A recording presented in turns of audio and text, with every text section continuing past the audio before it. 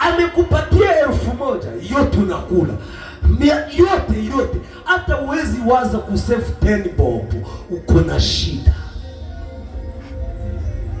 Amen.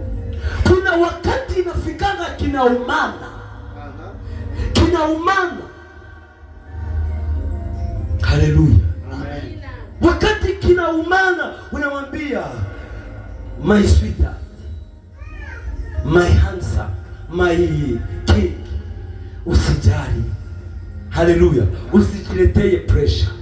Nilikuwa nasema soma kitabu ya Methali that one inaongelelea mke mzuri vile anafaa kukua. Bwana asifiwe. Lakini wazee sijawaambia tukiona mke ako na hivyo sio ndoto zako uachane naye. Muombe, funga na uombe Mungu ambadilishe. Amen. Alo. Amen. Najua kuna watu wanabadilishaga mafundisho.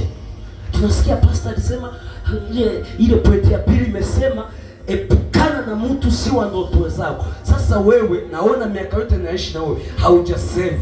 Wewe si wa ndoto zangu. Bwana asifiwe. Si hivyo nimefunga.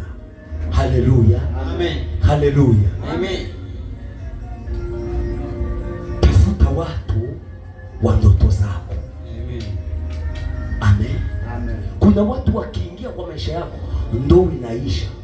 Wakiingia kwa maisha yako biashara inaisha. Wakiingia kwa maisha yako kila mafanikio yako imeisha. Umefilisika.